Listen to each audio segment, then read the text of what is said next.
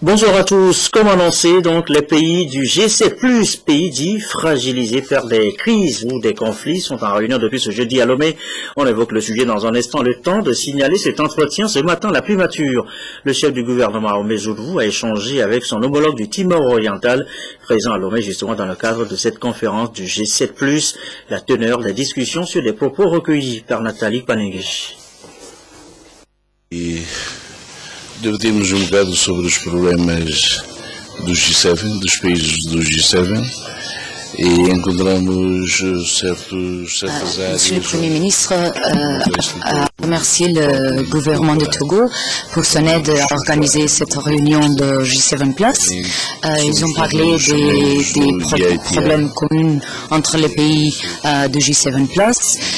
Et on aussi voir des choses que Togo et Timor-Leste peuvent faire ensemble parce qu'il y a des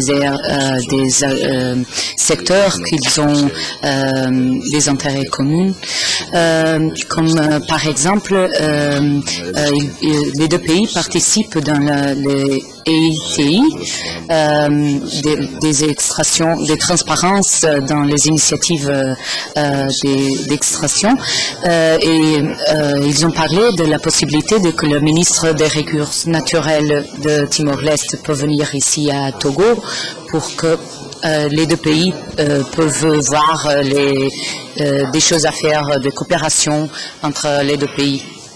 Desde o início da nossa independência, conhecemos o... Depuis que nous sommes indépendants, nous avons le Togo comme une référence importante. Nous le connaissons pour les conventions de Lomé, c'est une référence pour nous très importante, mais c'est maintenant qu'on va travailler ensemble et chercher une coopération bilatérale entre les deux pays. Et nous sommes très contents pour que ça commence à se développer. La réunion maintenant a influé sur les stratégies d'intervention des pays nantis dans les États dits fragiles et regroupés au sein du G7+. Eh bien, c'est l'objectif de la réunion annoncée tantôt. Réunion qui s'est ouverte ce jeudi à Lomé. La cérémonie d'ouverture a été présidée par le Premier ministre Artem Seliagodji Ahmed Zoulou. Le compte rendu avec Arnaud Kidifou. Comment tourner dos aux conflits qui fragilisent l'économie des États? Les participants du G7+, à la troisième rencontre de Lomé, discuteront des politiques stratégiques touchant les pays affectés par un conflit. Il sera question de la mise en place d'un plaidoyer sur le programme de développement post-2015 ainsi que le plan de travail de G7+, 2014-2015. La rencontre devra permettre également aux États membres de partager les expériences sur des questions relatives à l'intervention du G7+, pour amener la communauté internationale à réformer sa façon de s'engager dans les États en crise. C'est un groupe informel de plaidoyer pour que, en faveur de nos donateurs, pour que les conditions de mobilisation des ressources ne soient pas les mêmes comme pour les États qui sont en situation normale. Le New Deal constitue la politique internationale de référence du G7+, qui guide les États pour sortir de la fragilité. A New Deal is an architecture, you know? Le New Deal est un cadre de travail qui permet aux pays qui l'appliquent de sortir de leur état de fragilité. The chances of getting out of fragility are big. La situation de la mise en œuvre du New Deal au Togo a été retracée par le Premier ministre Kwesi Selagodji Ahmed Zoulou. Le choix du Togo pour abriter la troisième réunion ministérielle du G7+, témoigne donc des efforts considérables que le Togo a fait pour la réalisation des objectifs retenus dans le cadre du New Deal. Après l'accession du président Gnassingbé Faure à la magistrature suprême en 2005, une nouvelle ère est ouverte. Grâce à la détermination du nouveau président de la République et à une meilleure compréhension de la classe politique, le Togo a pu aboutir à un accord politique global en 2006, avec la mise en place d'un gouvernement de large ouverture, dirigé par un responsable de l'opposition, avec pour mission principale l'organisation d'élections législatives anticipées en 2007.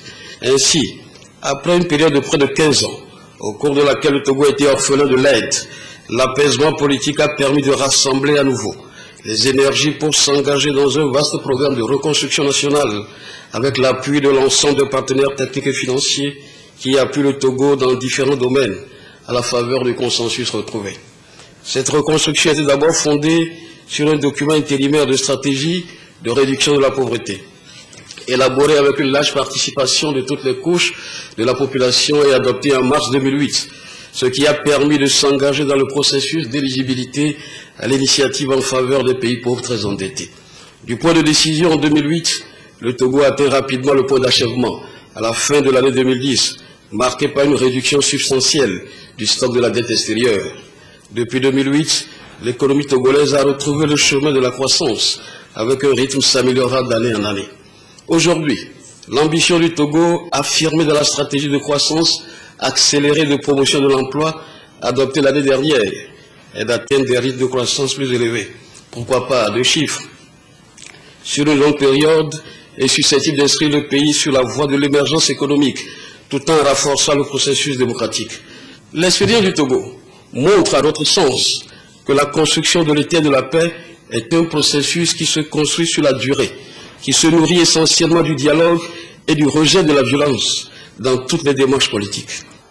Le G7+ est un groupement volontaire de pays qui sont ou ont été affectés par un conflit et sont en transition vers l'étape suivante de développement. À ce jour, 19 pays ont intégré l'association. La présidence est assurée par Emilia Pires, ministre des Finances du Timor-Leste.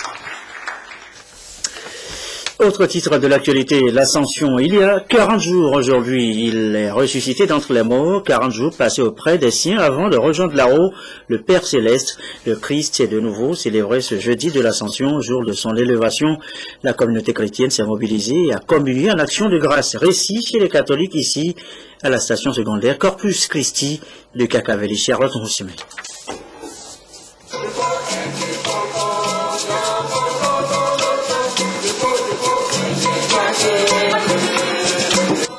Séjourner dans le royaume céleste après sa mort, une aspiration de tout chrétien. Jésus monte au ciel pour recevoir sa gloire et préparer une place à ses successeurs. Son ascension en ce jour précède celle de l'humanité entière. Pour ces chrétiens catholiques de la station secondaire Corpus Christi de Kakaveli, la célébration de cette fête consolide leur espérance en Dieu, sauveur de l'humanité. Jésus est pour nous un frère qui est venu se donner et par son sang nous sommes sauvés. Et c'est pour ça que nous nous réjouissons tous les jours par son exemple qui nous donne sans cesse de nous aimer les uns les autres. Moment de joie vécu en action de grâce et prière par les fidèles à la lumière des textes liturgiques choisis pour la circonstance. L'Ascension appelle donc à la nécessité de la transmission de la foi. Jésus nous envoie à révéler au monde dans lequel nous vivons sa présence désormais permanente, invisible et visible. Mais comment pouvons-nous révéler le Christ à travers notre vie? En soyant proches des abandonnés, des marginalisés, être des porte-paroles, des incarcérés sans voix. Les enfants de la rue, les jeunes à travers le monde. Christ, élevé aux cieux, ne laisse pas ses disciples orphelins. Il promet un autre défenseur, l'Esprit Saint, qu'il enverra dans 9 jours, jour de la Pentecôte. Fort de cette foi, le peuple chrétien, sous la conduite de la chorale Marie Stella, a jubilé de joie. Envoyé en mission, il ira proclamer, chasser et guérir au nom du Seigneur Jésus.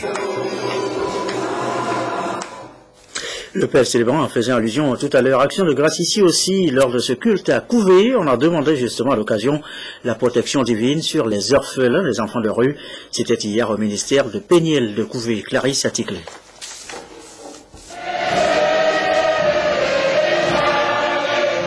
Le Seigneur est monté au ciel au milieu des chants de joie. Ces chants de joie ont une fois encore tonné 2000 ans après au temple de l'église évangélique presbytérienne paroisse d'Apégami. Le corps pastoral et les fidèles ont ainsi commémoré la solennité de l'ascension ou la montée de Jésus-Christ vers le Père Céleste. L'événement est de taille et pour cause, c'est l'un des fondements de la foi chrétienne. C'est un événement capital dans la vie de l'église et surtout dans la vie de l'église évangélique presbytérienne du Togo. Ce jour est l'ascension du Christ qui marque un air nouveau pour les chrétiens. C'est-à-dire, Christ est monté au ciel et il nous a assuré qu'il s'en va. Et s'il s'en va, c'est pour nous envoyer son Esprit Saint. S'il s'en va, c'est pour nous préparer une place auprès du Père. Donc ce jour, nous avons la conviction que nous aussi, un jour viendra où nous serons avec Christ, où nous gouvernerons l'univers tout entier. Demande l'Esprit Saint pour accomplir ta mission. C'est le message qui résume les textes bibliques soumis à la méditation des fidèles. Le même Esprit Saint, Jésus-Christ l'a donné à ses disciples avant de partir, tout en les invitant à faire de toutes les nations des disciples, les baptisant au nom du Père et du Fils et du Saint-Esprit.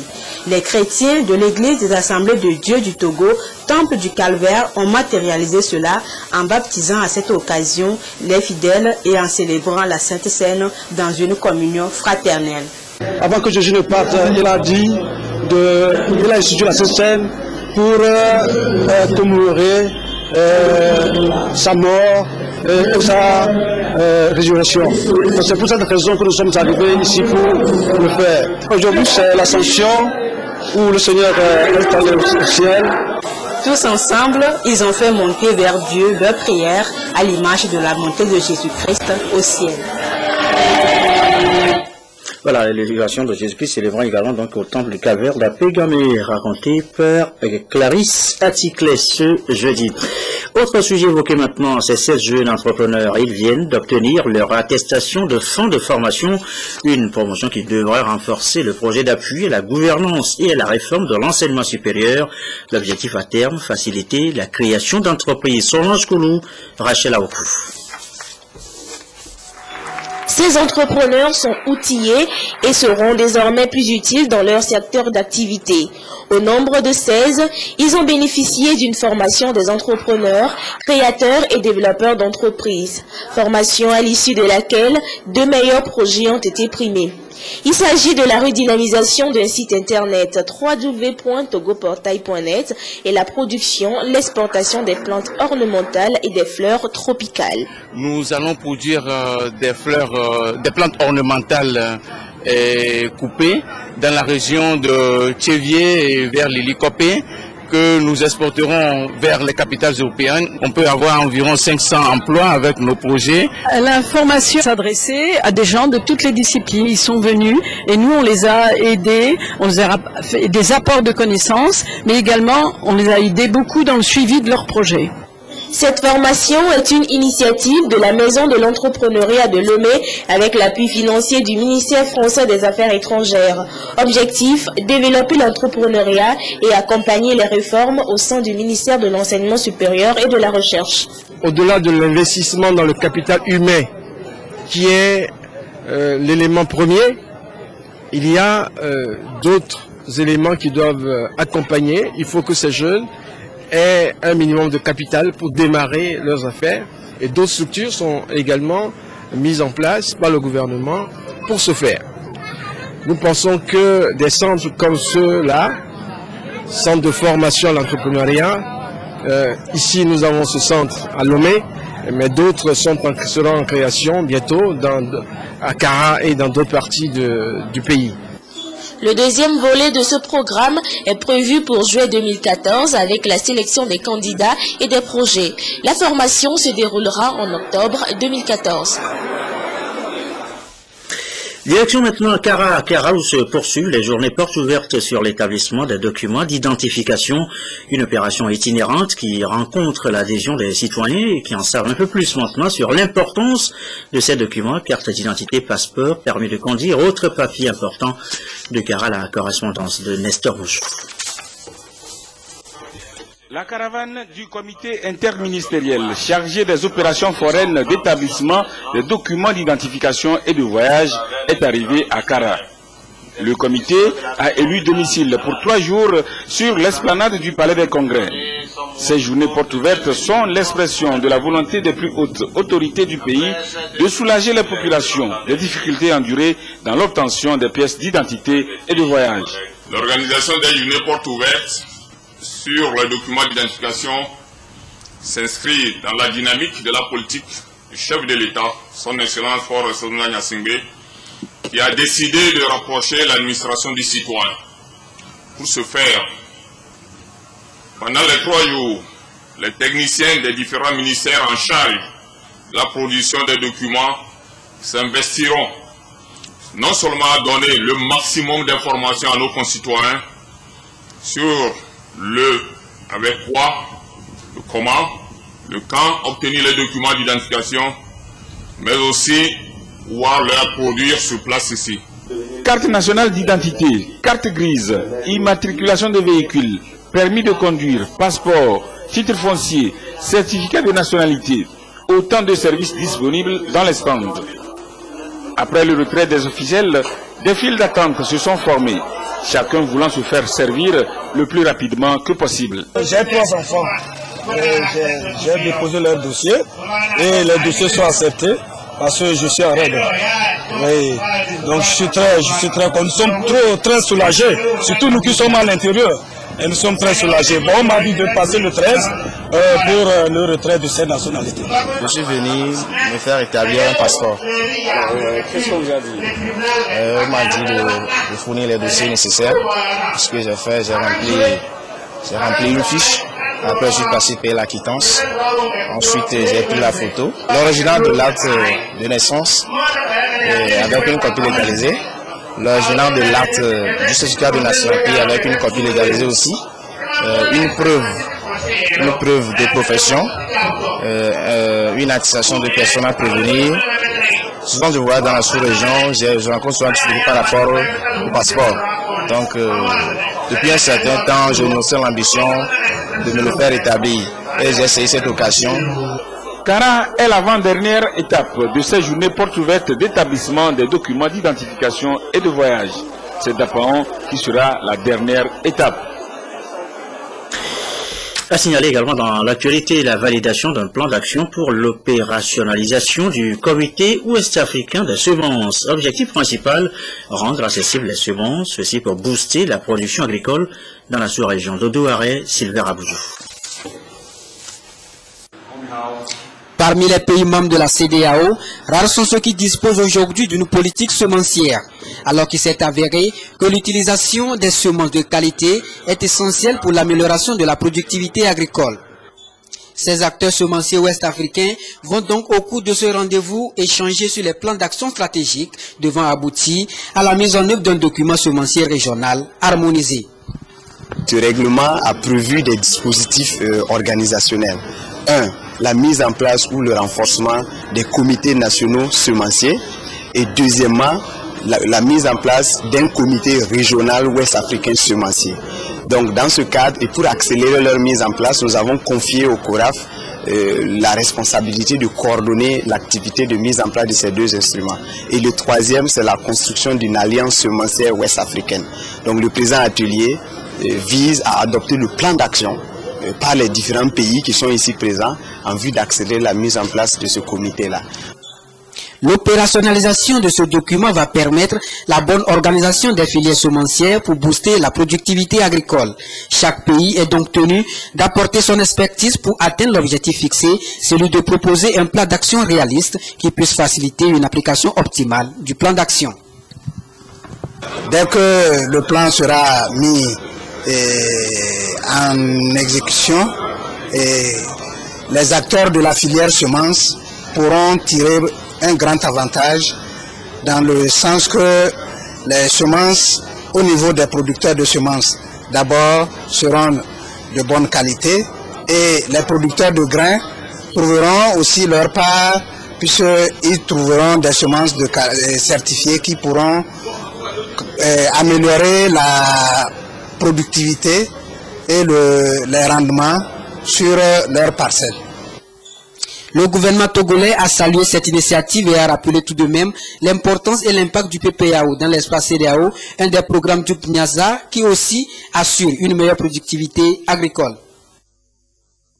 Et voilà qui nous amène à l'environnement avec ce nouveau mécanisme pour un développement propre. Entendez par là les mesures d'atténuation du gaz à effet de serre. Le Togo participe, vous le savez, aux efforts, bien que n'étant pas un gros pollueur de la planète. Florence Ouakwasi et Demso Soukwa pour la précision. En 2100, l'incidence des changements climatiques sera notable et le réchauffement climatique se fera sentir à l'échelle nationale. La pluviométrie va baisser de 8% au sud, alors que l'extrême nord enregistrera une augmentation comprise entre 1 et 5%. Ce sont les prévisions de la deuxième communication nationale sur les changements climatiques. Et face à ces données, il devient important de renforcer les capacités des acteurs locaux en vue de la préparation des mesures d'atténuation appropriées au niveau national et d'établir un mécanisme pour un développement propre.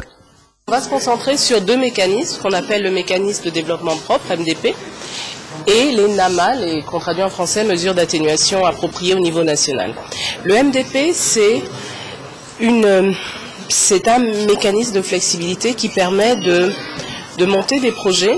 L'investisseur est un pays développé et le pays hôte, c'est un pays en développement.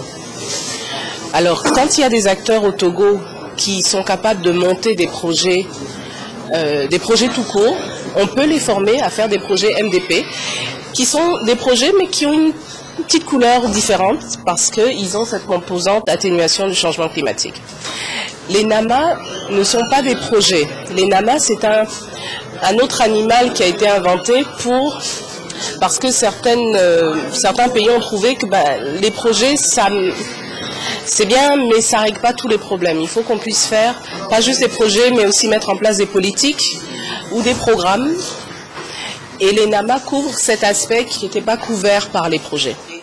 Les émissions nettes de gaz à effet de serre du Togo en 2000 ont été estimées à 13 249,76 gigatonnes. Malgré son taux d'émission faible, le Togo s'est engagé volontairement à participer à l'effort global d'atténuation des émissions de gaz à effet de serre. Le gouvernement a d'ailleurs inscrit la question du changement climatique au nombre des priorités contenues dans la stratégie de croissance accélérée de promotion de l'emploi. Les femmes se mobilisent. Elles viennent de former un nouveau réseau composé de plusieurs associations féminines de différentes régions du Togo. Le ROFET, c'est le nom de ce nouvel instrument de promotion de la gente féminine. Un réseau lancé hier à Lomé et Tonam Kokoroko, Rachel Aokou. Les organisations féminines du Togo se regroupent en réseau. Il s'agit pour ces femmes de mettre en synergie leurs moyens pour étendre leur champ d'action afin de permettre aux femmes d'avoir accès au financement et d'être autonomes sur tous les plans. Le réseau des organisations féminines du Togo, ROFET, c'est le nom de ce nouveau réseau. La sensibilisation, la formation des femmes, le plaidoyer et le lobbying sont quelques-unes des activités phares à mener. Le réseau dispose déjà d'un site web www.rofet.org. À partir de ce site internet, toutes les organisations féminines du Togo ont leur page et peuvent faire la publicité de leur structure et publier les activités de leur organisation. Cela fera qu'elles seront reconnues sur le plan international et national. N'importe quelle organisation à l'extérieur qui veut avoir des informations sur une organisation féminine du Togo, il suffit juste d'aller sur le site. 30 associations féminines constituent le ROFET sur l'ensemble du territoire national. Le réseau des organisations féminines du Togo veut promouvoir davantage le droit de la femme et renforcer leur capacité de gestion administrative et financière. Mobilisation également ici au Soudan pour la jeune mère chrétienne condamnée à mort. Son crime, avoir renoncé à l'islam pour se convertir à la religion de son mari chrétien, ce qu'interdit la charia. Regardez. Son nom. Cette petite fille, dans les bras de son père, est née mardi dans une prison soudanaise. C'est là que se trouve sa maman avec son premier enfant, un garçon de 20 mois. Myriam a été condamnée à 100 coups de fouet et à la peine de mort pour adultère et pour avoir renoncé à l'islam. En ce qui concerne Myriam, son moral semble être un peu meilleur. Notre fils Martin est aussi en forme et moins perturbé qu'avant. Et la fille, bien sûr, elle est encore toute petite, mais c'est un bébé en bonne santé.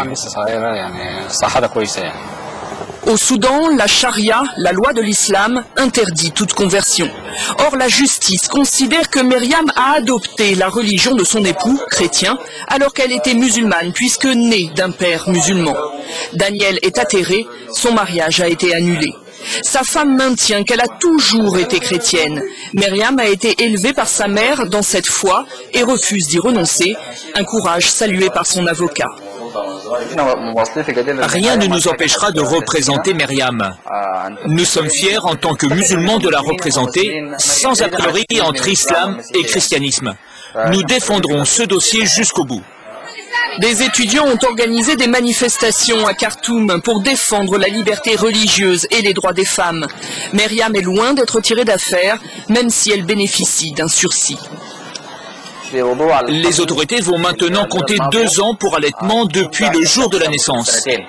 Après cela, la sentence sera appliquée selon le dernier jugement. Mais nous avons fait appel auprès d'une cour d'un niveau supérieur et la procédure pourrait aller plus haut encore. Nous espérons que cet appel permettra la libération de Myriam. Le cas de Myriam continue de susciter l'indignation dans le monde entier. La France, la Grande-Bretagne et les États-Unis ont fermement condamné la décision de la justice soudanaise. Et sachez que l'actualité sur le continent, c'est aussi la Centrafrique en proie à de nouvelles violences. Une église de Bangui a fait l'objet, si on peut avoir, voilà, l'objet donc d'attaques en compte des morts, dont un prêtre. La vengeance des chrétiens a été immédiate. Des mosquées ont été détruites à Bangui, qui renoue donc là avec la violence, ce qui suscite également la mobilisation, l'indignation dans tout le pays. Il est 20h27. On en vient maintenant à la page des sports et c'est avec Claude Amand. Claude, bonsoir. Le championnat national de football de première division, la 7e journée a été disputée. On voit les résultats avec vous. Alors, salle municipale de Moitien, les Anges de la localité qui menaient 1-0 se sont fait rattraper par Unisport. Les deux formations se sont donc séparées sur un score nul de parité d'un but partout. Des précisions avec Martin Sandani. Mankou. Devant son public, les Anges en blanc n'ont pas pu convaincre au cours de cette 7e journée face à Unisport de Sokodé en maillot rouge. Les protégés d'Éric Gagou ont démarré la rencontre tambour battant avec des multiples occasions et contraignent les rouges d'Unisport à encaisser à la 34e minute sur une tête piquée de Delphin Kekekoku. Ce score restera inchangé jusqu'à la fin des premières 45 minutes. À la reprise, la partie devient serrée. Les rouges ouvrent le jeu vers l'avant et les blancs replient. Les attaquants d'Unisport, avec en tête Fousseni Rafiou, vont imposer un jeu musclé et obligent la défense des Anges à commettre des fautes. Et sur ce coup franc accordé à Unisport à la 66e minute, à quelques mètres de la surface de réparation des Anges, Fousseni Rafiou met les pendules à l'heure. Dès lors, les Anges opèrent l'entrée des Sonafessal qui ne donnera rien. C'est un sentiment de joie parce que dans la mesure où il faut voir l'adversaire aussi, c'est l'adversaire de taille. Et de là, je suis venu de très loin pour arracher les points. Mon ami, qu'en pensez-vous? C'est la joie. Le coach des Anges, Salim Ahmed Salou, a refusé de répondre à nos questions. Autre résultat de cette 7e journée, Bikiti 1, Agaza 1, Asco 1, Asdouane 0. AS Togopor et Semassi se neutralisent, 0 but partout. Même score entre Dito et Fouadan de Dapan, et puis Gomido et Maranata se séparent sur un nul également. Et voilà, on donne le résultat tout à l'heure au stade municipal de Lomé-Est. Togopor et Semassi se sont séparés aussi, 2-2, 0 but partout. Les précisions donc de ce match avec Jean Eddy.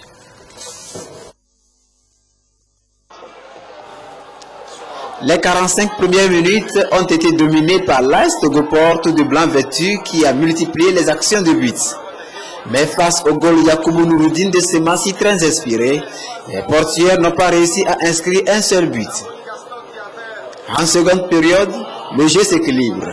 Les portières attaquent moins et permettent aux guerriers de Tchaoudjo de réaliser un nul de 0 but partout. On a vu un jeu où les gens se regroupaient pour prendre mon équipe en contre-attaque. Et je pense qu'il y a eu une bonne lecture de la part de mon collègue Aïvi. Mais tout de suite, il y a eu une réaction pour contrer ses intentions. Et Dieu merci, nous avons prouvé que nous sommes des entraîneurs d'élite de ce championnat. Donc, on s'est départagé. Déçu par ce nul à domicile, l'AS Togopor se projette sur son prochain match face à Gomido. On essaiera de faire plus à Gomido et s'il plaît à Dieu revenir avec les 3 points. Les regards sont désormais tournés vers la 8e journée qui se dispute ce week-end. Dernière info, c'est rapidement avec vous, Claude Amand. Oui, Gerson, le Togo par le biais de PC Prenam a remporté aujourd'hui la médaille de bronze aux 100 mètres dames aux 2e Jeux africains de la jeunesse à Gaborone au Botswana. Demain, elle disputera la finale des 200 mètres que nos voeux de bonheur l'accompagnent. Au judo, c'est Amélie Kevin qui a gagné la médaille de bronze. Samedi, Alfred Kolani sera au rendez-vous de l'émission spéciale sur la Coupe du Monde Brésil 2014 en compagnie de ses invités aux alentours de 13h45. Merci beaucoup, Claude Amand. Très bonne soirée, c'est la fin de cette édition. On se quitte sur les images de la réunion du G7+, ce jeudi à Lomé. Les pays dits fragiles veulent parler d'un seul langage et influer sur les stratégies d'intervention des États riches dans leur développement. La conférence a été ouverte ce matin par le Premier ministre Artem Seliagodji à Omé et Zonou. Vous suivrez tout à l'heure à la fin de ce journal le tout premier numéro de la nouvelle émission, Les Dossiers de l'écran. Cette émission qui donne des éclaircissements sur les décisions prises en Conseil des ministres. Émission animée par Folie Bazi et Sofa tout à l'heure à partir de 20h45. La météo dans un instant, les prévisions avec Cléo Sabine Poco, 22h30, nos dernières infos. Merci à vous qui nous suivez ce soir à Dapan dans le Tône et à Ferchana.